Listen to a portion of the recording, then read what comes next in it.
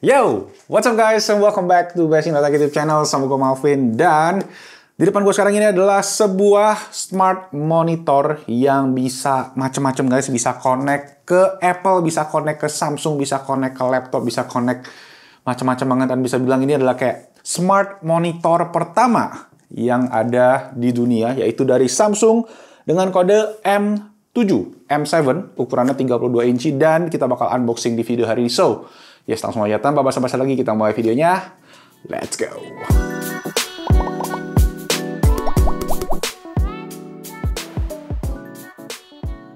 Alright, sip. Jadi, yes, ini dia monitor yang baru aja sebenarnya diluncurin Samsung udah sekitar 3-4 bulan lalu sih. Dan gue baru sekarang akhirnya decide buat cobain karena penasaran banget. Dan ini gue rasa bakalan cocok juga mungkin buat kalian yang nyari monitor buat kos-kosan atau buat kalian yang work from home dan pengen jadiin satu ruangan itu bisa dipakai buat nonton TV, bisa dipakai juga buat kerja. Dan yes, kita bahas monitor lagi ya. Tiap bulan kita bahas monitor, lama-lama jadi channel monitor.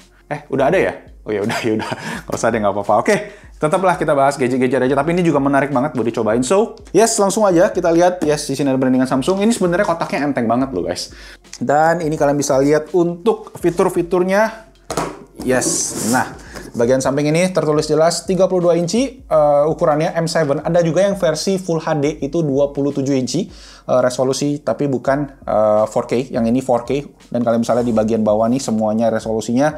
Dan fitur-fiturnya ada Windows 10, Samsung DeX, HDMI, UHD resolution 4K, Smart Hub, ada mobile connection, USB Type-C, remote access, ada adaptive picture, berarti ada sensor ambient light-nya. Jadi yang bisa kalian pakai. Dan samping berikutnya ada tulisan Netflix dan YouTube. Yes, karena TV ini punya OS di dalamnya. Bisa dibilang kayak AIO gitu ya, all-in-one komputer. Jadi udah ada OS di dalamnya, ada aplikasi juga yang bisa kalian pakai. Dan dia sendiri di power memang menggunakan OS TV-nya Samsung atau Tizen OS ya, Tizen TV OS.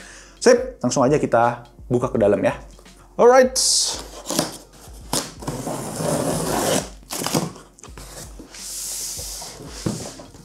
Oke, pertama ada kelengkapan seperti biasa. Kalian dapat satu buah kabel adapter, satu buah kabel HDMI, dan juga ada remote yang mana nanti kita coba cek. Dan kalian juga dapat manual serta baterai.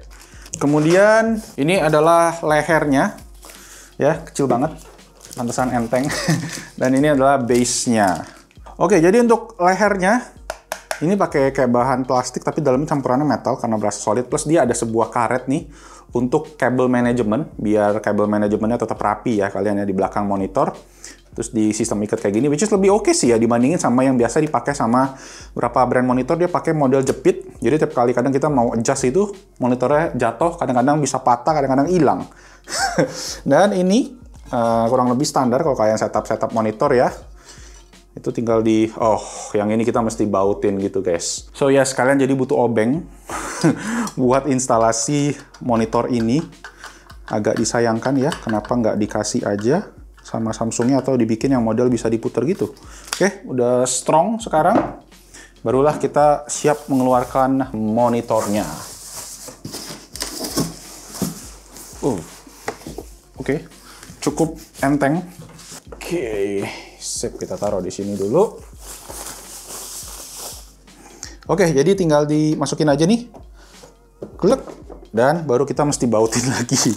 Which kita tetap akan membutuhkan obeng.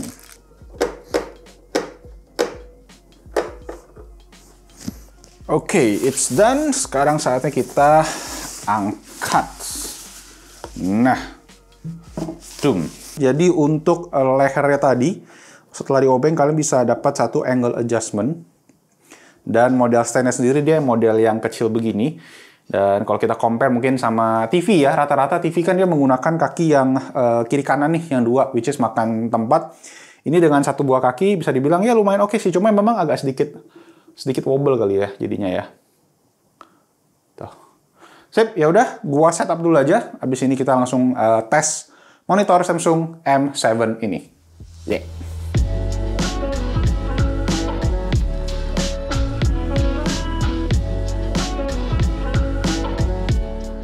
Oke, here we go guys. Kita udah kelar setup monitornya, dan setup monitornya sebenarnya sih kayak lebih simple, atau bisa dibilang kayak sama kayak kalian setup TV Samsung kalian pertama kali aja sih, tinggal dikonekin aja ke WiFi dan smart monitornya udah bisa langsung dipakai.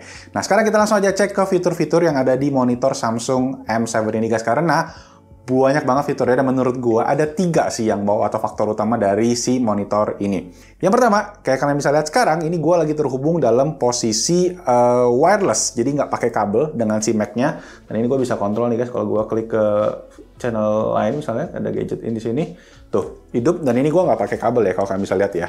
Yes, karena di monitor ini tuh ada fitur namanya AirPlay, di mana kalian bisa mirroring Apple device atau bahkan extend. Kayak gua ini monitor 1 di monitor 2 di extend gitu guys, dan kalian nggak perlu pakai kabel sama sekali. Nah, ini bakalan convenient banget kalau kalian pakai Apple device tadi. Tapi memang ya ada sedikit downside-nya adalah delay. Jadi kayak kalau gua puter-puter nih, ada sedikit delay yang berasa, dan resolusi yang ada di monitor ini juga nggak full 4K, cuma kayak full HD kalau nggak salah gitu ya.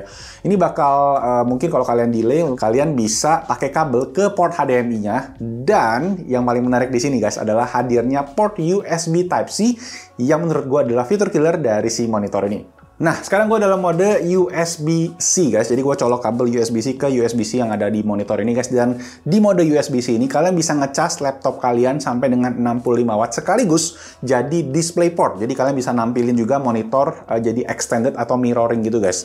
Nah, nggak cukup sampai di situ, ada satu lagi yang keren banget dari monitor ini adalah kalian tuh ada 3 buah port USB di bagian belakangnya, dimana itu kalian bisa pakai jadi USB hub, jadi kalian bisa konekin kayak mouse, keyboard, atau kayak gue sekarang gue lagi konekin speaker nih, 2 buah speaker Audio Engine A2 melalui port USB tadi. Jadi kalau kalian speakernya pakai USB bisa, atau kalau kalian nggak speakernya biasa, itu kalian bisa beli USB adaptor yang murah meriah, sekitar 20.000 kayak gitu. Nah, secara fitur menurut gua ini killer banget guys, karena biasanya gua itu membutuhkan sebuah Thunderbolt dock, itu yang harganya bisa hampir beli satu monitor ini sendiri loh. Mahal banget Thunderbolt dock itu, dan di sini kalian bisa langsung pakai fitur USB-C-nya kayak berasa Thunderbolt dock. Kalian bisa pakai USB-C, ngecas, plus ada USB hub juga. Nah, dengan adanya fitur ini guys, kalian tuh bisa bikin one cable MacBook setup yang kayak gini guys, cuma satu kabel aja bisa connect ke semua, dan ini bisa bikin meja kalian, setup kalian, desktop kalian jadi clean banget kayak gua sekarang ini guys. Dan setahu gua monitor dengan USB-C di segmen harganya dia ini guys, belum ada yang punya fitur kayak gini. Nah, untuk kabel USB-C-nya sendiri yang gua rekomen adalah pakai kabel USB-C Thunderbolt, karena gue sempat coba pakai beberapa kabel USB-C yang biasa gitu, itu nggak bisa, dan sayangnya juga di dalam paket penjualannya juga Samsung nggak menginclude. Oke, selain buat device-nya Apple guys, buat device-nya Samsung juga pastinya banyak banget fitur yang bisa dicoba. Salah satunya adalah si wireless DeX yang kalian bisa lihat di belakang ini guys, yang kompatibel dengan smartphone flagshipnya Samsung yang udah pakai One UI 3.1. Jadi dengan wireless DeX ini kalian bisa pakai monitor ini sebagai sebuah desktop guys. Cukup tambahin aja satu buah set mouse dan keyboard, menurut gue yang pakai USB yang paling oke, jadi tinggal dicolekin aja USB-nya di bagian belakang. Dan sekarang kalian udah punya sebuah workstation yang fungsional banget. Cukup pakai smartphone, ini kayak berasa hidup di masa depan gitu guys. Kalian cukup pakai HP aja, HP Samsung yang flagship, itu bisa kalian pakai buat WhatsAppan, Instagraman, kerjain Microsoft Word, PowerPoint gitu-gitu.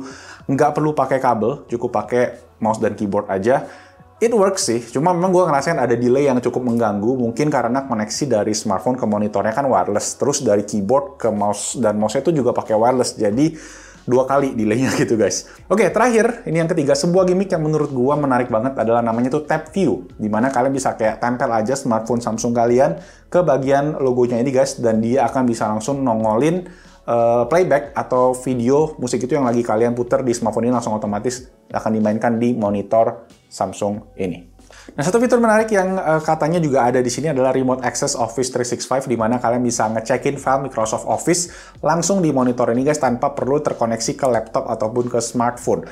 Itu yang gua belum coba sih benernya, karena gua nggak gitu pakai Microsoft Office. Tapi kalau kalian udah coba, kalau kalian pengen, itu ada di monitor ini. Nah, monitor 32 inci ini guys, dia pakai panel VA dengan tingkat keterangannya up to 250 nits aja, dan juga resolusinya itu 4K dengan refresh rate up to 75 Hz. Nah, ada juga varian di bawahnya, itu tipenya adalah M5. Itu bedanya adalah di resolusi yang cuma Full HD aja, dan dia nggak ada port USB Type-C-nya. Sisanya sih fitur-fitur smart seperti AirPlay, wireless DeX itu masih ada di tipe yang lebih rendah. Secara kualitas panel menurut gue juga untuk standar hari ini udah cukup oke, cuma memang jangan expect monitor ini itu bakalan kayak terang banget, banget, akurasi warnanya bakalan oke banget, dan emang monitor ini adalah monitor untuk productivity, bukan monitor gaming juga. Nah, pengaturan di monitor ini semua bisa kalian lakuin juga pakai si remote ini guys, remote yang sama persis sama remote TV-nya Samsung, dan di monitor ini tuh nggak ada buat toggle-toggle untuk OSD-nya. Jadi cuma hanya ada on-off aja di bagian logo Samsung-nya ini. Jadi kalau kalian ngomongin pengaturan user experience dan OS-nya sendiri juga sama persis sama TV-nya Samsung, pakai Tizen TV OS. Jadi simple banget in terms of user experience, menurut gua enak. Gua juga udah terbiasa karena gua juga pakai TV Samsung di rumah. Jadi ya mungkin kalau kalian udah selesai kerja, kalian pengen nyantai, kalian bisa langsung aja hidupin Netflix di sini, atau kalian bisa HBO, Apple TV, YouTube, video, semua ada. Video mungkin buat kalian yang pengen ngecekin TV lokal juga bisa di sana. Jadi ya benar-benar 2-in-1 sih. Monitor, kerjaan, smart monitor plus TV juga. Nah, untuk speaker sendiri, monitor ini juga ada. Kalian bisa atur juga volumenya menggunakan remote. Jadi benar-benar simple banget. Dan menurut gua ini paling intuitif. Jadi kalau monitor yang nggak ada speakernya itu, kalau nggak kasih remote tuh bikin susah. Karena kita mesti ngaturnya dari sini. Sedangkan kalau ada remote, ini gampang banget ngatur volumenya. Nah, ketika difungsikan sebagai speaker TV sih, menurut gua fine-fine aja. Nggak masalah, walaupun memang nggak yang bagus banget atau gimana banget. Tapi buat kalian yang pengen upgrade soundnya, itu kalian juga bisa pakai soundbar yang compatible sama HDMI, kayak yang kita pernah bahas kemarin di video sebelumnya itu Sonos Beam. Itu karena monitor ini punya port HDMI ARC atau Audio Return Channel yang biasanya tuh hanya ada di TV. Monitor-monitor lain kayaknya nggak pernah deh ada yang punya HDMI ARC. Nah, yang lain itu port lain nggak ada, tapi sayangnya jadi nggak ada port 3,5 mm, nggak ada port buat headphone jack, nggak ada port buat optical audio kayak di TV, jadi cuma HDMI ARC aja.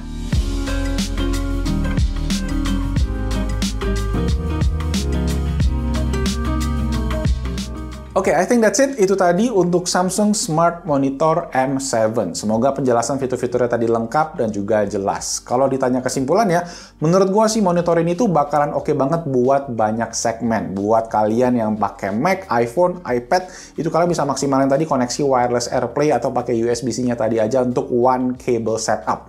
Yang pakai HP, Samsung juga bisa pakai HP ini sebagai pakai monitor ini sebagai workstation dengan wireless DeX tadi. Dan ya mungkin buat kalian yang butuh monitor 2-in-1 sekaligus ya, TV sama monitor, ya ini sih jawaban banget sih, dan gua akan sangat rekomen. Mungkin buat kalian yang ngekos atau buat yang di apartemen, di kamar gitu butuh satu monitor untuk semua, ya ini jawabannya.